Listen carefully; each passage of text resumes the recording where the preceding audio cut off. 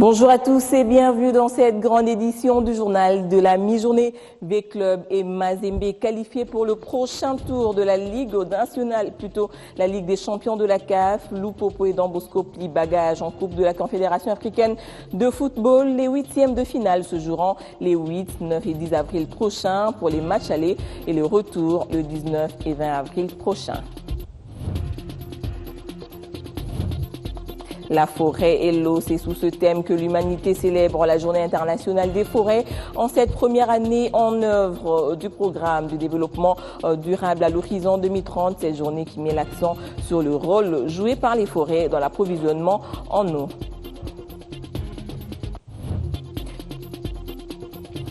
Jour de verdict pour le procès Jean-Pierre Bemba à la Cour pénale internationale. Un verdict très attendu par le public congolais. Verdict qui déterminera également l'avenir politique de cet homme incarcéré depuis près d'une décennie, ainsi que du MLC sans parti. Ce 21 mars 2016, date qui scellera le sort de Jean-Pierre Bemba incarcéré à la prison à La Haye. La CPI rendra son verdict aujourd'hui à 14 h. L'ancien vice-président de la République démocratique du Congo sera devant le juge de la CPI et devant son destin au cours de l'audience publique dans laquelle sera rendu le verdict du procès dans la première affaire portant sur les crimes internationaux commis en République centrafricaine. Un procès de tous les enjeux pour l'avenir politique de Jean-Pierre Bemba et de son parti et qui aura aussi tenu en haleine le public congolais pendant près d'une décennie. Retour à Kinshasa du président de la CENI après avoir effectué une mission de 7 jours aux États-Unis d'Amérique. Séjour fructueux qui l'a conduit aussi bien au département d'État américain à Washington DC qu'au siège des Nations Unies à New York. Plusieurs contacts réalisés et des séances de travail au marathon, y compris les ONG américaines spécialisées dans le domaine des élections. Corneille Nangaa a saisi cette occasion pour expliquer à ses interlocuteurs américains les contours du processus électoral en RDC. Cette mission fait suite aux consultations entamées au pays avec la société civile, les partis politiques et les différents représentants au corps diplomatique accrédités à Kinshasa.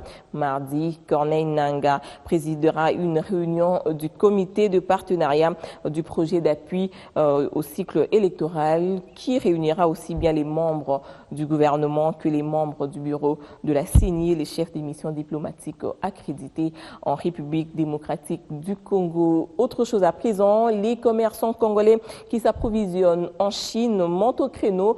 Ils s'opposent à la création d'une agence attachée à l'ambassade de la Chine en RDC pour octroi des visas d'entrée en Chine. Ces derniers, regroupés au sein d'une association, vont observer une journée de grève et une autre de marche de contestation qui les conduira au ministère des Affaires étrangères. Suivez le porte-parole de cette association.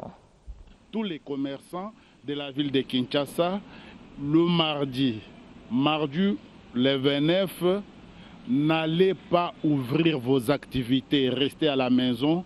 Nous avons déclenché une grève.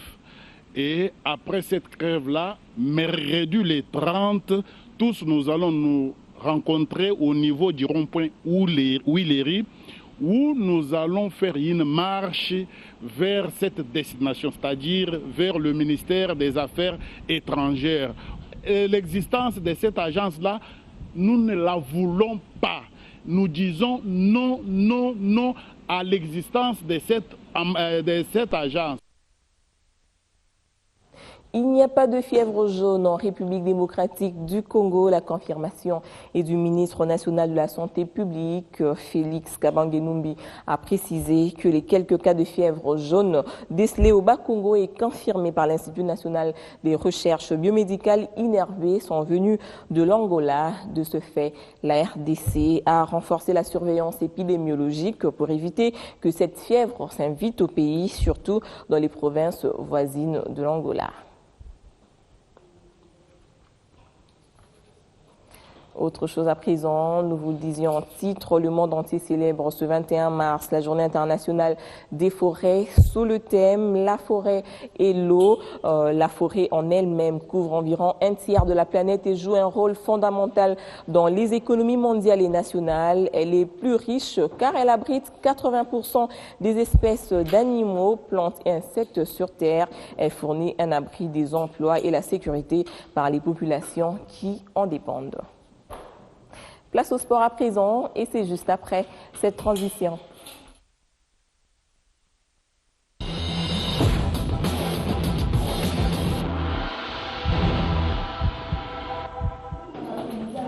On parle sport avec Jean-Louis Kaninda, sport karaté en marge du mois de la femme. Le karaté club Shotokan Kyu a organisé la troisième édition de l'Open de Ngalema dénommé Shotokan 2016. Les karatékas de la Ligue de karaté de Kinshasa ont pris part et Nancy Chaba, capitaine de l'équipe nationale des dames du karaté, se dit satisfaite du grand nombre des filles qui ont participé au tournoi. Souillé.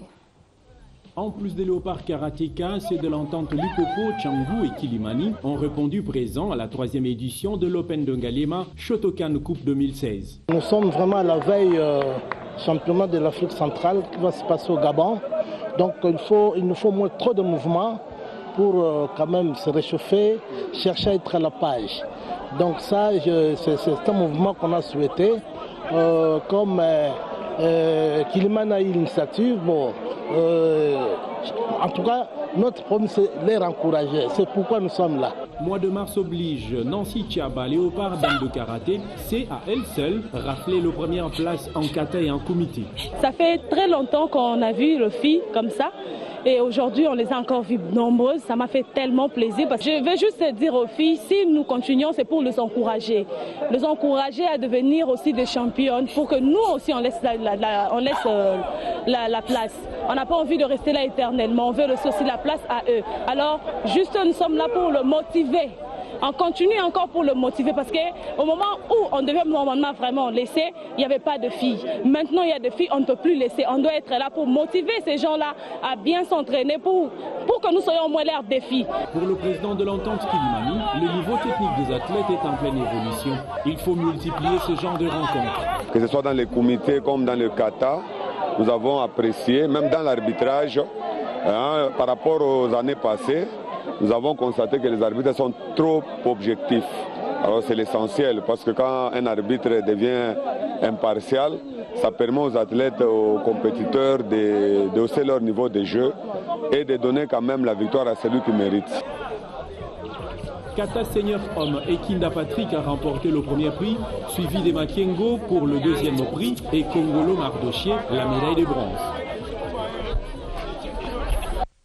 La formation de l'AC Oujana s'est qualifiée pour le second tour du tournoi Viareggio en Italie après son match nul réalisé face au Milan AC sur le score de 2 buts partout. Jean-Louis, l'équipe de Kinshasa passe avec 5 points en 3 matchs livrés, ce qui est une belle performance. Et le football club Mazembe et V-Club ont validé leur visa pour les 8e de finale de la Ligue des champions de la CAF après leur victoire et nul respectif sur Saint-Georges de l'Éthiopie et Ferroviaro Maputo du Mozambique. Le FC Saint-Éloi, Lupopo et Dambosco sont tous éliminés de la Coupe de la CAF après leur performance. Alors Jean-Louis Kaninda, quelles sont les affiches avec les clubs de la RDC en 8e des finales de la Ligue des champions de la CAF? Et oui, Corinne Saboué, pour les affiches, nous aurons Wydad Athletic Club de Casablanca du Maroc contre le TP Mazembe et Mamelodi Sundowns d'Afrique du Sud va affronter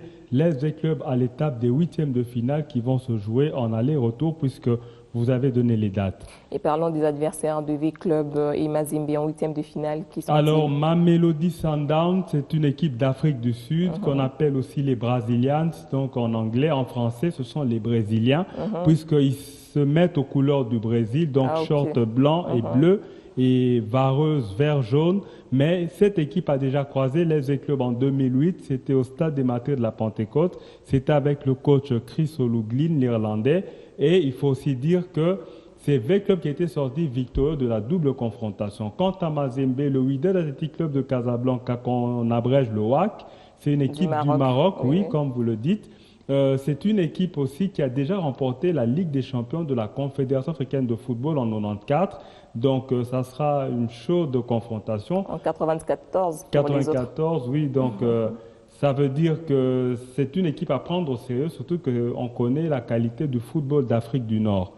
Alors, parlons du FC Ujana et de ses performances au tournoi Viareggio en Italie. Alors, l'AC Ujana a livré 3 rencontres. Elle a fait 2 nuls contre Ascoli, 2-2, Milan AC 2-2. Elle a battu Cagliari 2-1. Ce sont des équipes d'âge, comme on dit, donc les moins de 17 ans. Mais elles ont leurs représentants en Serie A italienne, l'équivalent de la première division italienne, la division d'élite. Donc, ce sont des clubs à prendre au sérieux et on va aussi saluer la performance d'Ujana parce que ça n'arrive pas tous les jours, surtout que dans notre pays, le football d'âge, c'est-à-dire les juniors, les cadets, les minimes, les pupilles, n'est pas encore très développé.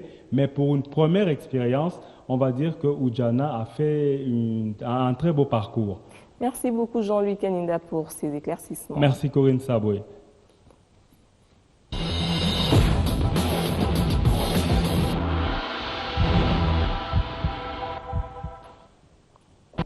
Voilà, c'est sur cette note de sport que nous mettons un terme à cette édition du journal. Merci de l'avoir suivi. Restez branchés au 341 sur le bouquet Canal 7.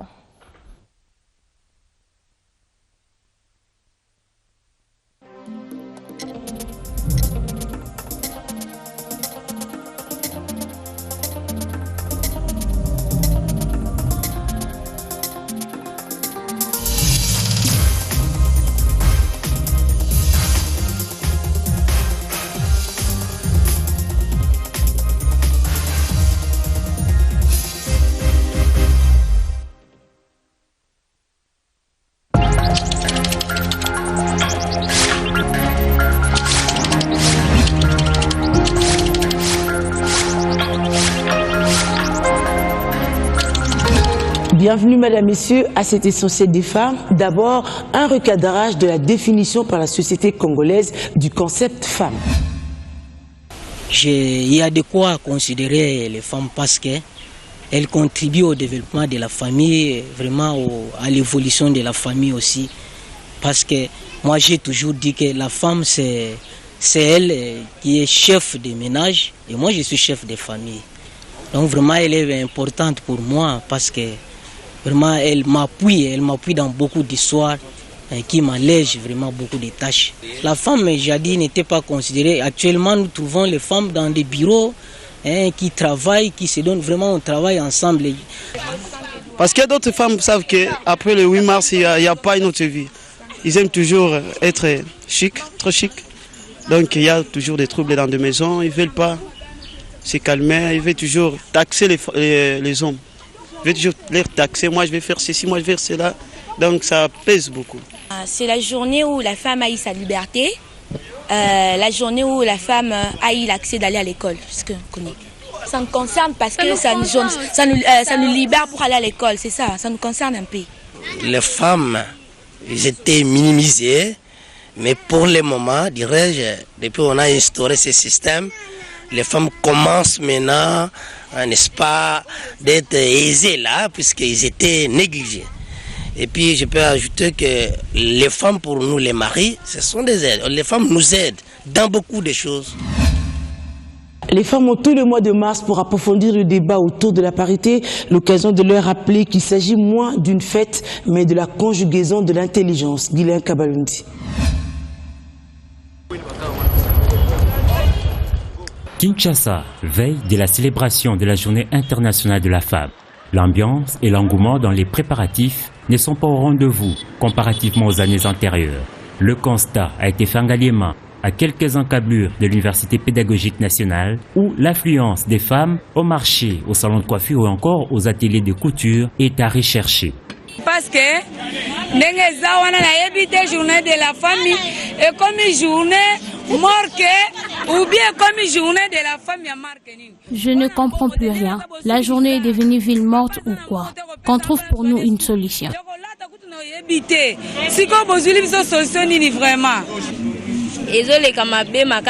Ça se passe plus bien. Cette fois-ci, il n'y a pas de mouvement, pas de clients, pas de ventes, il n'y a rien. L'interdiction, autrefois, de la promotion du port du pagne lors de cette célébration est avancée dans certains milieux comme raison du faible taux des clients dans des centres de négoce. D'habitude, elles s'achetaient 2 ou 3 pièces, mais cette fois-ci, c'est terrible.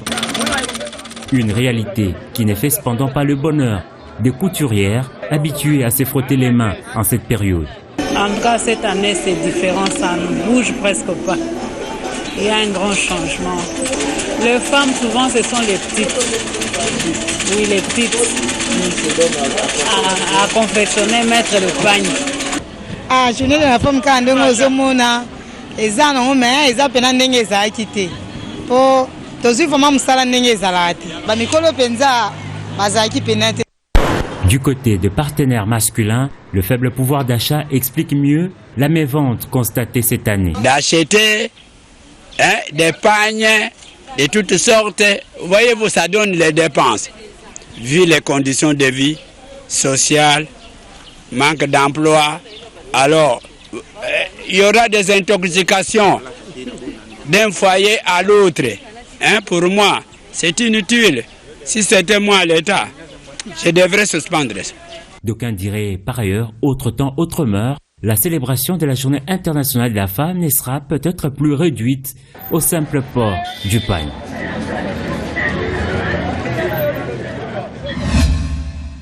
La même réflexion devrait se poursuivre au niveau du futur élite, en tout cas le cas de l'UPC et de l'ISP vers qui nous sommes allés. 8 mars, une date célébrée et interprétée diversement par les femmes congolaises. Pour certaines, le moment est propice pour plus de réflexions axées sur le combat pour la parité. Et pour d'autres, le port du pagne est un aspect culturel qui mérite d'être mis en exergue pour cette commémoration. Les images tournées dans quelques institutions universitaires de la capitale et milieux scolaires en témoignent. À l'Institut supérieur pédagogique de la Gombe, une institution universitaire prédominée par les femmes, aucune manifestation n'est organisée. Même constat à l'université protestante au Congo. Et ceci n'empêche pas à ces élites de demain de s'exprimer. Pour le développement, ça demande la parité. La femme doit être égale à l'homme. Je suis en jeu 3 phasé. Je compte étudier, terminer mes études à la fin et puis travailler comme les hommes. Dans nos sociétés, on sent jusque-là, il y a un tout petit écart entre l'homme et la femme. Bon, chez certaines personnes, beaucoup pensent encore que la femme doit toujours rester un peu plus bas que l'homme. Le port du pagne apporte à cette commémoration un symbole de valorisation de la femme africaine en général et congolaise en particulier, pensent certaines étudiantes. En tant qu'une fille, puis en tant qu'africaine, le pagne valorise la femme.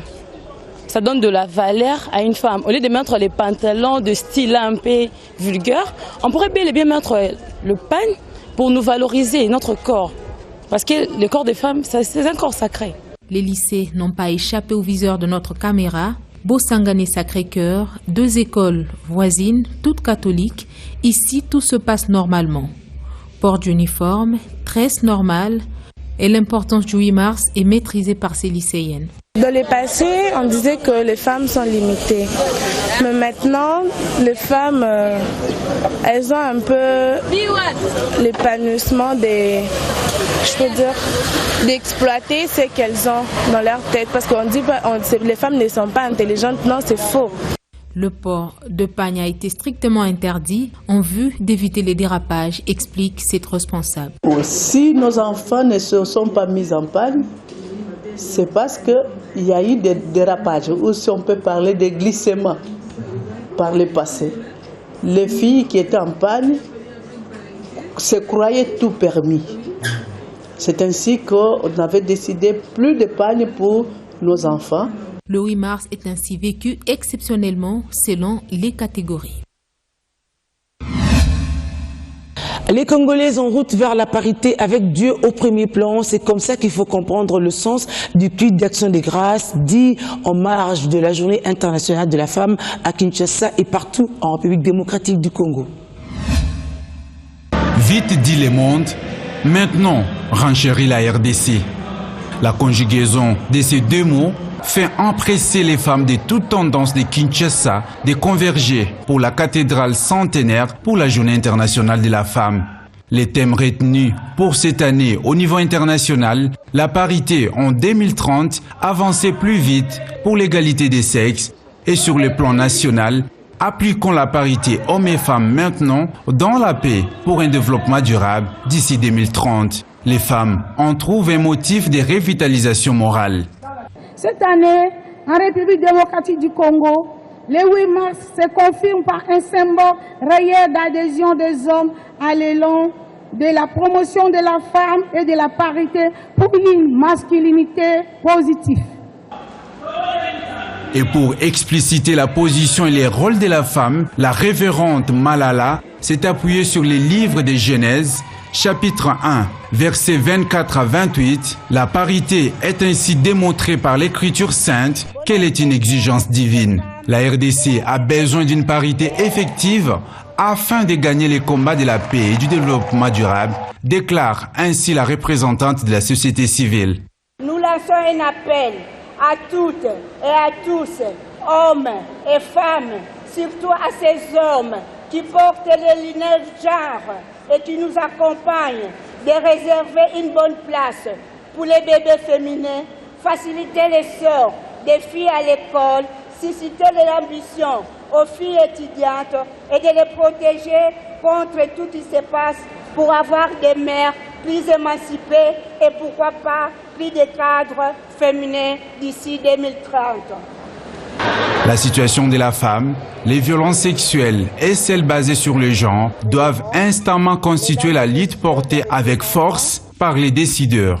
Les conséquences des violences sexuelles entraînent des préjudices de divers ordres sur la qualité de vie de nos populations. Il s'avère impérieux d'unir les efforts pour lutter contre ces fléaux car une personne meurtrie n'est pas apte à donner le meilleur d'elle-même. Le clou de la journée devrait se traduire à une marche des femmes pour le changement des comportements. Celle-ci est reportée à une date ultérieure, a conclu la ministre de la Femme, Famille et de l'Enfant, Lucie Kipele, à Kiazwa. La participation féminine à la res publica passe bien par des élections démocratiques. La CENI sensibilise les candidates à promouvoir les élections en faveur des femmes. Mois de mars, mois de la femme, mois des réflexions également. Ce jeudi, à l'issue d'une matinée électorale, la jeune féminine a été conviée aux échanges sur sa participation au processus électoral. Rencontre voulue, stratégique de promotion du leadership féminin dans la gouvernance démocratique, ceci à tous les niveaux. Il y a lieu de stigmatiser les faiblesses dans les préparations électorales. Nous devons nous mobiliser pour que la femme soit de plus en plus prête à affronter les élections à tous les niveaux. Il y a nécessité de procéder à la préparation de la relève de la classe politique féminine, en offrant plus de chances aux jeunes filles d'intégrer le combat politique dans nos systèmes de gouvernance. Pour y parvenir, la femme doit s'armer. Il lui faudra en substance un niveau d'instruction nécessaire à la compréhension des méandres politiques et électoraux.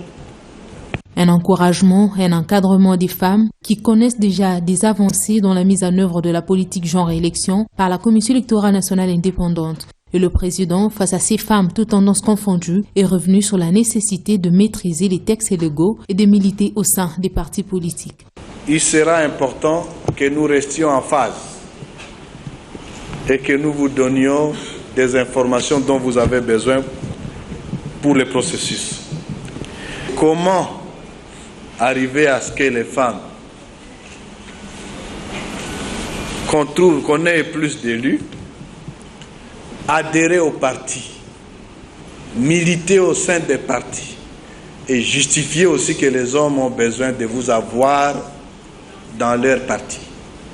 C'est possible. La participation effective de la femme est un enjeu majeur face au poids numérique que représentent ces dernières. 52% de l'électorat avec une représentativité toujours faible. L'enjeu majeur, c'est d'augmenter, de contribuer, si vous voulez, à l'augmentation de la participation des femmes. il y a une faible participation de femmes aux instances de décision. Et cela va en décroissant.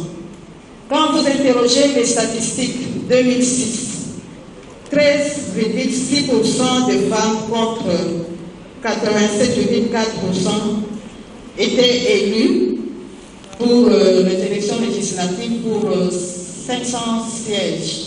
La promotion de l'autoprise en charge électorale de la femme repose sur l'accompagnement et l'encadrement en tant que potentielle candidate, électrice, témoin et observatrice. Peut-être que le faible chiffre des femmes lors des élections est aussi justifié par le fait qu'elles éprouvent moins d'intérêt à la politique. En tout cas, c'est l'essentiel de In situ de Steve Mbouyi. On les retrouve aujourd'hui dans plusieurs secteurs de la société, dans la politique, dans l'environnement. Certains sont même ingénieurs. Mais s'intéressent-elles réellement à la politique? Nous sommes allés auprès d'elles pour en savoir un peu plus. Ça ne m'intéresse pas. Je n'aime pas du tout. Quand je considère la politique comme le mensonge, comme je n'aime pas les mensonges, je déteste aussi. La politique ne m'intéresse pas. À la politique, quand il y a un débat contradictoire, surtout contre la femme, contre la violence faite à la femme. Je m'intéresse, oui, bien sûr. Non, ça ne m'intéresse pas. Moi, je trouve qu'il y a un peu plus de choses qu'il faut développer, chercher. Moi, ça ne m'intéresse pas. À la politique, non. Non seulement pour les autres, je ne m'intéresse pas à ça. Pour moi, la politique est l'apanage des autres. Vous l'avez donc suivi avec nous, plusieurs femmes ne s'intéressent pas à la politique pour plusieurs d'entre elles. C'est donc l'apanage des hommes, mais également nous leur avons demandé la question de savoir s'il leur était donné aujourd'hui de participer à la chose politique, que ferait-elle? Élément de réponse. Premier ministre. Particulièrement, je veux me battre pour l'éducation de femmes. En ce qui concerne l'habillement, l'éducation, la scolarité surtout. Je ne souhaiterais assumer aucune tâche politique car je ne serai pas à la hauteur. Présidente porte au-dessus de tout. Je vais lutter contre la violence faite à la femme, parce que la femme a été toujours victime de violences sexuelles, et un peu de trucs comme ça. Je préférais être une ambassadrice, PDG dans une entreprise. Premier ministre. La femme ici au Congo n'a pas de droit, je peux dire comment la femme n'est pas libre. Elle est violée partout. Et c'est pourquoi même si on a déclaré la parité entre hommes et femmes, mais ça ne se voit pas. Je désirerais être ministre du genre et famille. Je lutterai contre les antivaleurs telles que l'accoutrement de jeunes filles. Vous avez donc suivi avec nous plusieurs femmes, particulièrement des Quinoises, ne s'intéressent pas à la politique. Pourtant, elles le devraient, d'autant plus que la politique, c'est notre quotidien. Et des hommes et des femmes, mesdames, nous vous invitons donc à vous intéresser à la politique. Un homme